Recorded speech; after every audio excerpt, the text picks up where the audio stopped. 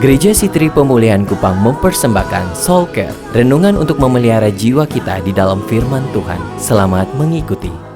Nah, ayat yang ketujuh, dan supaya aku jangan meninggikan diri karena penyataan-penyataan yang luar biasa itu. Ada satu pengalaman rohani, revelation, penyataan yang dia hadapi dengan Tuhan luar biasa. Pengalaman itu ternyata membekas di hidupnya. Pengalaman itu terjadi 14 tahun lalu. Aku tahu tentang seorang Kristen 14 tahun yang lampau. Entah di dalam tubuh, aku tidak tahu, entah di luar tubuh, aku tidak tahu, Allah yang mengetahuinya. Orang itu tiba-tiba diangkat ke tingkat yang ketiga dari sorga. Dia sedang bicara dirinya. Lalu dia jelaskan lagi, Alkitab berkata, aku juga tahu tentang orang itu, entah di dalam tubuh, entah di luar tubuh, aku tidak tahu, Allah yang mengetahuinya. Ayat yang keempat, ia tiba-tiba diangkat ke Firdaus. Dia memberi tingkat yang ketiga, itu nama Firdaus. Dan ia, Paulus, mendengar kata-kata yang tak terkatakan dan tidak boleh diucapkan oleh manusia. Dia bersaksi bahwa dia melihat, dia mendengar, dia merasakan itu sesuatu yang real. Dia dibawa ke sana, dia mengalaminya. Seperti apa detail pengalaman itu, Paulus tidak mau kasih kepada kita. Paulus hanya bilang dia dibawa ke sana. Dalam perjalanan 14 tahun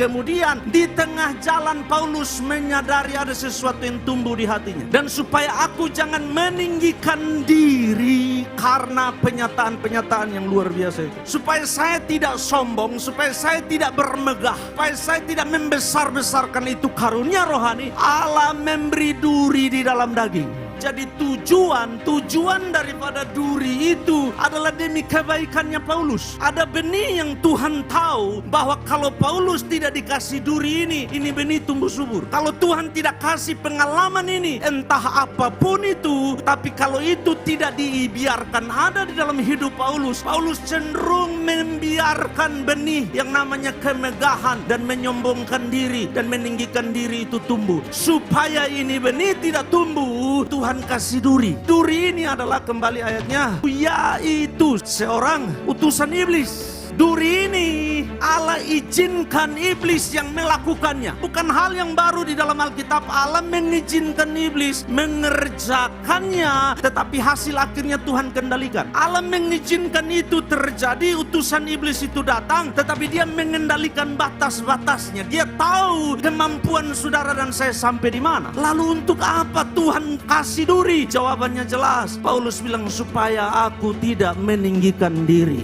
Bapak ibu saudara, saya tidak tahu apa yang sedang kau alami, tapi saya yakin dan sangat yakin semua kita punya duri di dalam daging, hanya tergantung bentuk, jenis, dan musimnya, tapi ada. Tapi ingat ini baik-baik, kalau Allah izinkan itu terjadi dalam hidup saudara, saudara sudah berdoa, saudara sudah berpuasa, saudara sudah minta Tuhan, berdoa siang hari malam, dan Tuhan tidak angkat, berarti ada benih di dalam hidupmu yang Allah tidak mau itu tumbuh. Dan Allah mengizinkan duri itu supaya engkau jadi lebih baik nanti. Allah mengizinkan duri itu tinggal di dalam hidupmu supaya engkau belajar bergantung kepada dia. Pengalamannya tidak enak, benar. Pengalamannya sakit, benar. Pengalamannya membuat saudara menderita, benar. Tapi kecuali duri itu ada di situ, kalau tidak, engkau tidak akan jadi lebih baik.